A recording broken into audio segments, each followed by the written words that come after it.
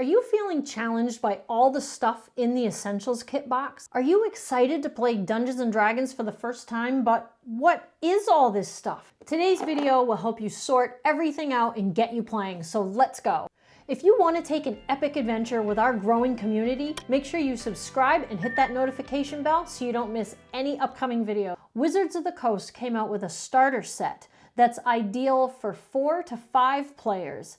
That comes with pre-generated characters, but they also came out with an Essentials kit that is to be used for only 2 to 5 people, and this one allows you to make your own characters and has a pretty much open world adventure. Now, the video I made for that starter kit and how to use it can be found right up here. So this kit is made for 2 to 5 players, which essentially means if there are only 2 of you, one person can be the dungeon master and the other person can have a player character.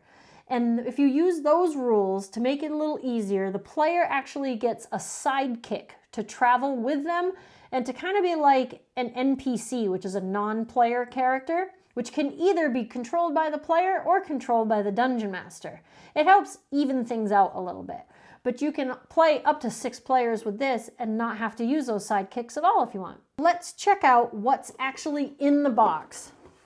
You're gonna find a little cardboard box that's flattened to be in the box, but then you're just gonna fold it to be a 3-dimensional box, and I'll explain what that's for. You've got a set of 11 dice. Now the starter set only has 6 dice, and this one has 11, and I'll explain why. Then you're gonna find the adventure book, the one that actually says Dragons of Icespire Peak Adventure with the full art on the front. That actually is for the Dungeon Master's eyes only. Whoever are going to be players in the game should not look at that book at all. Then you have the Essentials Kit rulebook. And now this is like a condensed version of the rules, all that you need to play from the player's handbook, but not the full player's handbook. This is going to have all sorts of information on how to create your character and the different types of characters you can make, as well as how to play the game. Then you're going to find a Dungeon Master screen. Now this one is just some heavy cardstock. It's not as heavy duty as Dungeon Master screens that you can go out and buy that are made out of really heavy cardboard. But this is pretty good for this starter Essentials kit here, for this box. It's pretty handy for what it does. It's got some great art on one side, which is relevant to the adventure. But the back side actually is full of information for the Dungeon Master. It's got, reminds them of the actions you can take in combat, different conditions, so if a player is stunned or restrained, you know how that affects them, the difficulty of doing certain tasks. Great information in here. So the starter set does not come with a Dungeon Master screen at all, but the Essentials kit does. It is kind of a lightweight, flimsy one, but it works. It does its job. You're also going to find a map. This has a map of the Sword Coast on one side, which is the area of the world where the adventure takes place. And the other side has a map of Phandalin on it, which is the town or small city, I guess it's more of a town, that the adventure takes place in, and with some of the different buildings labeled, like the inn, the miners' exchange, the shrine, the provision store, things like that. 6 blank character sheets, because you can play with up to 6 players in here, and they're 2-sided. Those are blank ones. Now, this is some interesting stuff that comes in the Essentials kit that you wouldn't find in the starter set. You've got the 9 sidekick cards. Now, these are all perforated, so you're going to tear these apart. All these different kinds of cards are perforated. You tear them apart, and that's what you store in this little Essentials kit box, so that once you've torn them apart, they're not just all loose all over the inside of the box. They're stored in this little box. So these sidekick cards are great. You've got some really neat art on one side, and basically information about that sidekick's personality on the other side. Now, sidekicks are divided into just 3 different categories.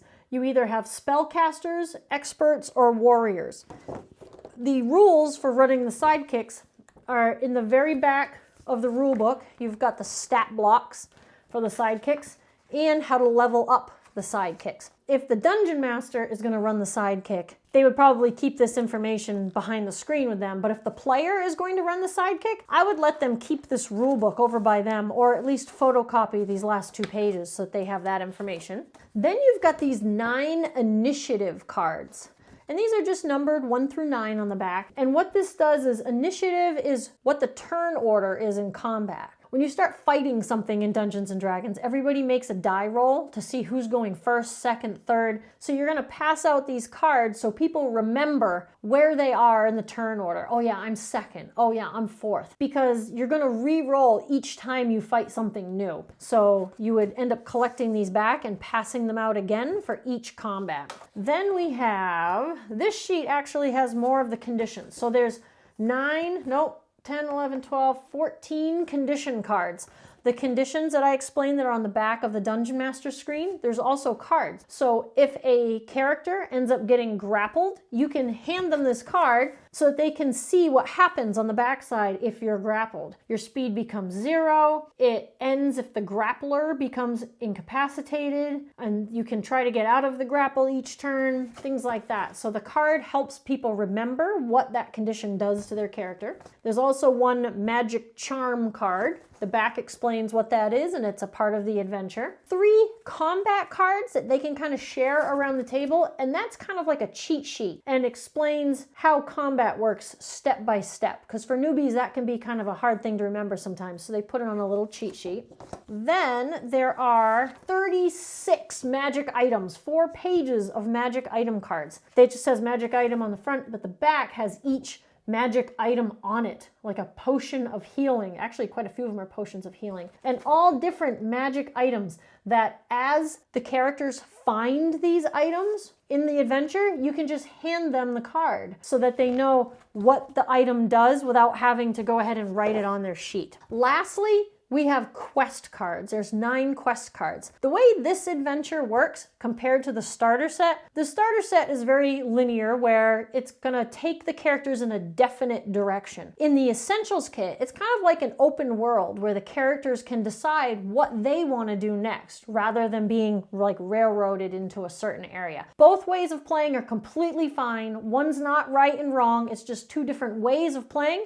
And a lot of people actually like both. So these quest cards, there's 9 quests total in this adventure. Basically, 3 of them are kind of like easy starter quests, meant for when their characters are lower level. 3 that are medium once they've leveled up a little bit, and 3 that are a little harder for when they've gotten to those higher levels in the game. So these are going to be kept behind the Dungeon Master screen as well. And as they accept a quest, you can hand them the card. These are also the quests that are going to be found on like a job board that's located outside of like the town hall. So basically all these perforated cards would be separated, and in between games you can store them right in this little box. And that's everything that's in the box. I know it can seem overwhelming when you first open it because there's a lot of things in here. So let's go over what to do right when you want to play. So before you actually sit down to play, what you're going to want to do is decide who's going to be the Dungeon Master, who's going to run the game.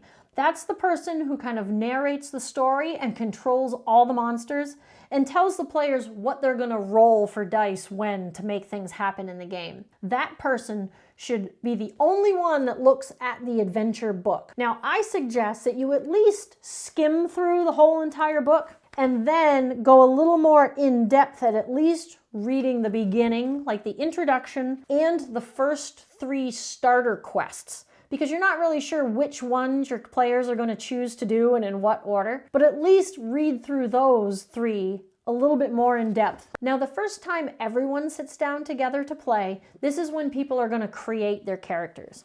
So they're going to need one of these blank character sheets, the rule book, and the dice. And if you only have one other player in the Dungeon Master, you'll need the sidekick cards. So basically going by the instructions in the book, by step, through everything to do to create your character and how to fill out the character sheet. Another thing to do the first time everyone sits down together is to determine how the characters all know each other.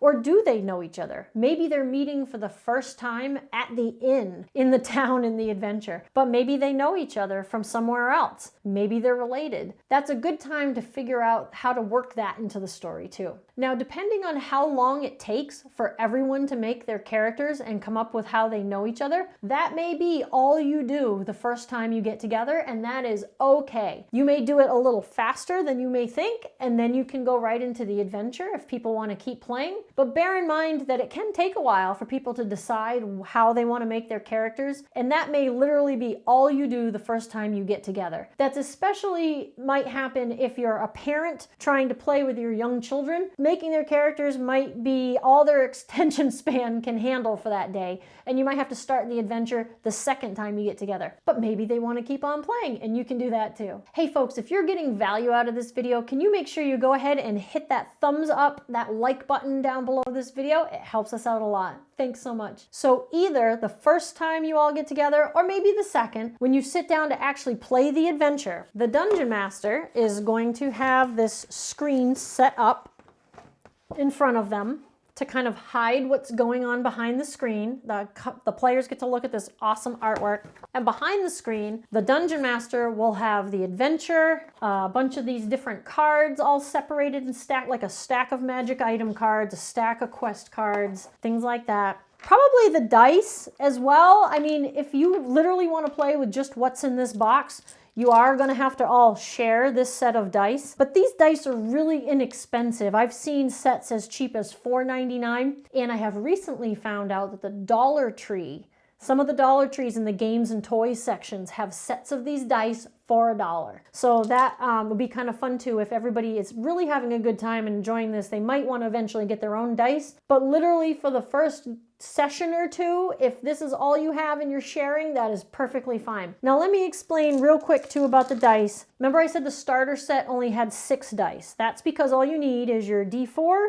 a D6, and the D just means die, and the number is how many sides it has. So the D4, 4-sided, D6, 6-sided, a D8, a D10, a D12, and a D20. Those are the 6 dice that are in the starter set, but this Essentials kit has a few more. Now it gives you an additional D20, so you have 2 of them. And the reason it does that is because in this game there is a thing called rolling with advantage or rolling with disadvantage. And what you do is you roll 2 dice, and if it's advantage, you take the higher one. And if you have disadvantage on the roll, you have to use the lower one. So that's why they gave you an extra, so you don't have to roll the D20 twice. Then there's also the percentile die. Now this is an additional D10, but instead of the numbers 1 through 0, which 0 is the 10, on it, it has the 10s. 10, 20, 30, 40, 50, 60, 70, 80, and a 00 on it. This is when the game requires you to roll percentile dice. It wants you to roll a percentage out of 100. You roll the 2 of these together, and if you got the 70 and a 6, you rolled a 76 out of 100. If you got the 40 and a 3, you rolled a 43. I'm guessing there's no instances of that coming up in the starter set, so they likely didn't include the percentile die, but this one has it. And you have 3 extra D6s for a total of 4 D6s. A lot of times different weapons or different spells will do more than 1 D6 damage. It might do 2 D6 damage. So they gave you the extras so that you can roll them all together instead of rolling and adding and rolling and adding and rolling and adding. Plus it's so much more fun to roll a fistful of dice. So the Dungeon Master is going to start out in the adventure book by previously reading the overview of the adventure, hopefully skimming the whole book if you have time. And then when you get to the section called The Adventure Begins, there's like a background of this section. Then what they're going to do, and I'll insert some close-ups in here, anytime you see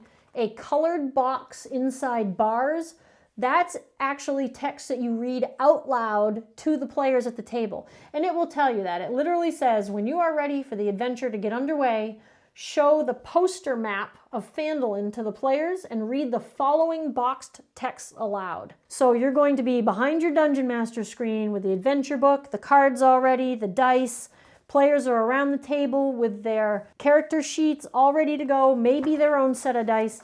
I would suggest that the players might want to have like a little pad of paper and something to write with, because sometimes on adventures you want to take some notes because you're bound not to remember everything, especially what happened your last session. But then it also tells you want to take the map of the town of Phandalin, put it out on the table in front of them, and then read that text block aloud, which is basically going to tell them about all the different places they could go in town. And then you're kind of leaving it up to the players, like, what would you like to do now? And the book is going to tell you, if the players do this, then you can do this. If the players decide to do this, have them roll these dice, and this happens. So it's all very self-explanatory in the book. Basically, the first area, the city of Phandalin, you have little text boxes for each place that they could go, and it's gonna kind of tell you, like, who runs that store or who runs the inn, what their personality is like. And there's even a little table if they decide to talk to people around town, and like little rumors and tales that they find out as they talk to different people. From there, they're going to eventually see the quest board in front of the town master's hall. The rest of the book is each quest in alphabetical order. Now, as you go to each quest, there's likely going to be a map. Now, this is not a map to show to the players.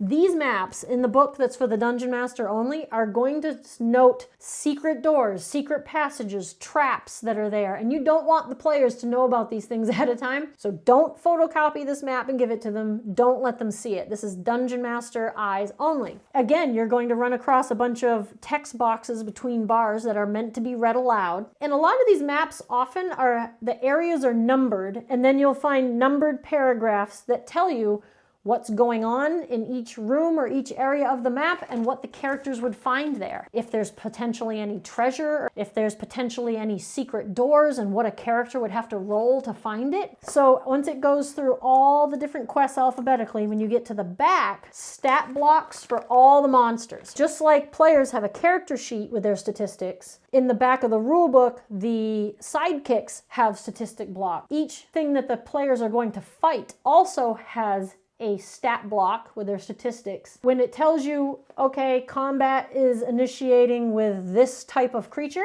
you're going to flip to the back and find it, and you've got all the information about them, the different type of weapons they have and the different kinds of attacks they can make, and that's the rest of the book. It's time for the epic question of the day. If you picked up the Essentials kit and you're going to start playing, are you going to be a dwarf, an elf, halfling, or a human? Or are you going to be the Dungeon Master? Let me know in the comments down below what kind of character you're going to make, or if you're going to be the DM. I hope this video took away any anxiety or confusion you have about starting to learn to play Dungeons & Dragons with the Essentials kit. Let me know in the comments down below if you have any questions about anything I mentioned in the video, or any D&D related questions. And remember, Dungeons & Dragons isn't so much about following the rules as it is about all telling a story together and having fun. Now go have an epic adventure.